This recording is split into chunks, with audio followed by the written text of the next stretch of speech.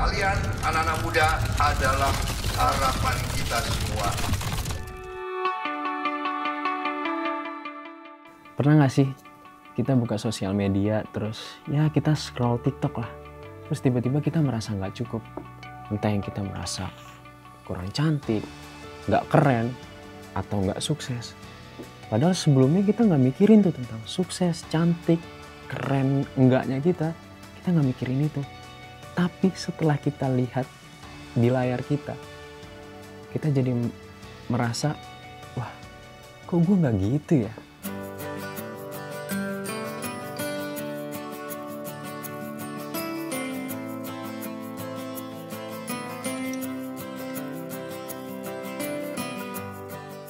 Ini bukan salah kamu, tapi ini adalah cara kerja media sosial.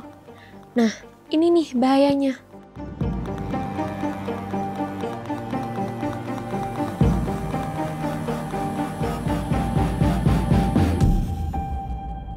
Menurut aku sih agak sombong sih, karena ya yang mempunyai TikTok bukan orang-orang yang sestandar mereka semua. Ada yang lifestyle-nya beda-beda dan yang nggak terlalu bisa relate mereka juga.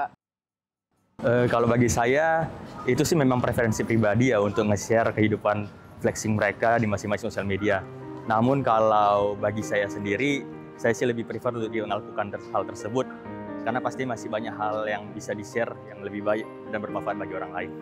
Kalau menurut gue tuh, buat apa ya flexing? Cuma di sisi lain tuh kayak ada orang yang flexing tuh ya ngehibur dirinya gitulah, jadi kayak sebuah pencapaian. Cuma di sisi lain juga tuh kayak ada orang yang cuma FOMO. Kayak harusnya flexing tuh tergantung mindset sih sebenarnya. Ya, kita manusia, makhluk sosial. Kita butuh yang namanya validasi. Contoh, kita lihat video TikTok mengenai cewek itu lebih suka cowok yang lebih tinggi. Atau TikTok bilang kalau orang sukses tuh harus bangun jam 5 pagi. Kalau kamu cocok dengan narasi itu, kamu langsung bilang, yes, bener banget nih. Tapi yang bahkan yang menjadi salah adalah kita malah menyalahkan diri kita sendiri. Kita bilang, wah berarti selama ini gue salah dong ya. Kita nggak sadar, kita kadang cuma nikmatin kontennya aja. Ketika kita mulai percaya, disitulah kita mulai menjadikannya standar.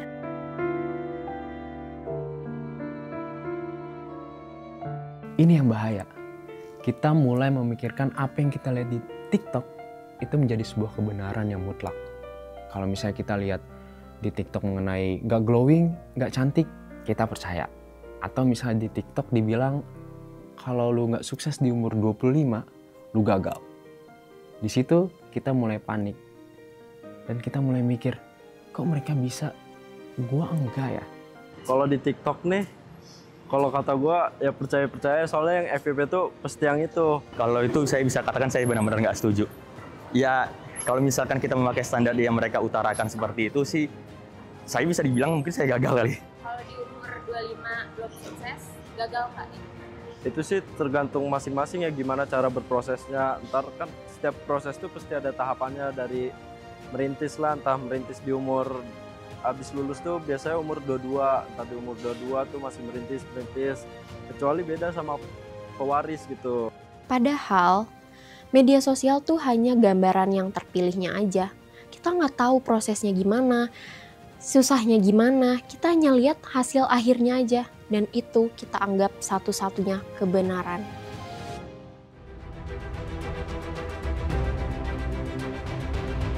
Lama-lama ini jadi standar. Ya, standar kecantikan, standar kesuksesan, standar gaya hidup. Dan kalau kita nggak mengikuti standar ini, kita langsung merasa kita nggak diterima. Ya padahal standar ini tuh bukan proses yang natural. Standar ini terjadi melalui proses yang dipoles, didesain sedemikian rupa, dan kita terjebak di dalamnya.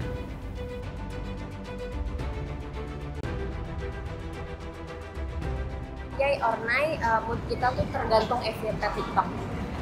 Nah, ya. Kadang sih, iya. Kadang yay, kadang nay. Iya. Enggak, saya. Kira-kira alasannya apa tuh? Ya kembali lagi seperti saya bilang, karena jangan sampai media sosial itu menjadi faktor penentu jalannya hidup kita. Yay or nice, setelah ada TikTok, jadi ada istilah standar TikTok. Iya. Nah,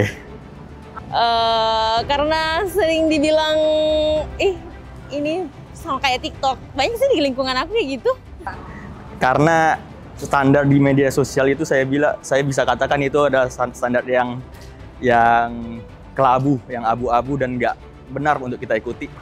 Kembali lagi saya bilang mungkin ada beberapa orang yang melihat itu akhirnya menjadi demot gitu. Akhirnya jadi tidak termotivasi karena mungkin mereka menilai diri mereka gagal gitu. Ya makanya saya nggak setuju sih dengan standar tersebut. Jangan ke bawah standar TikTok aja.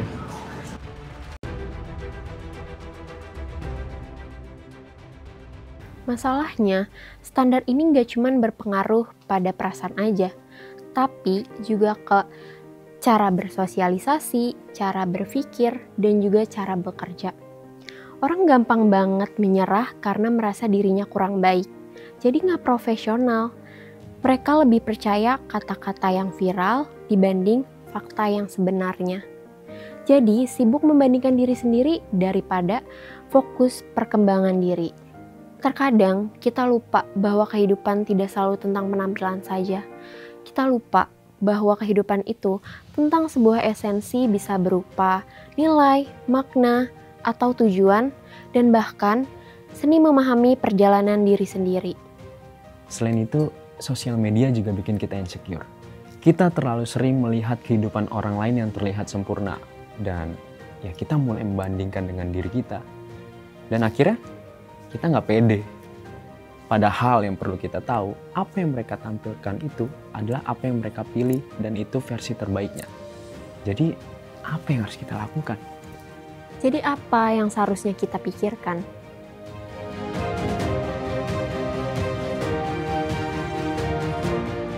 Mikir sebelum posting. Sebelum kita share sesuatu, kita mikir dulu nih, apa ini benar nggak sih? Baik nggak sih? Apakah ini cuma membuat seseorang menjadi insecure? Karena dari obrolan kita ini, kita harus tahu apa yang kita posting bisa menjadi standar untuk orang lain. Dan yang paling penting, sosial media itu adalah highlight reel, bukan kenyataan. Yang kamu lihat itu sudah difilter, dikurasi, dan didesain supaya terlihat sempurna. Jadi, jangan jadikan itu standar. Karena kalau kamu merasa membandingkan realita kamu sendiri dengan orang lain, kamu gak akan pernah merasa cukup. Catat itu.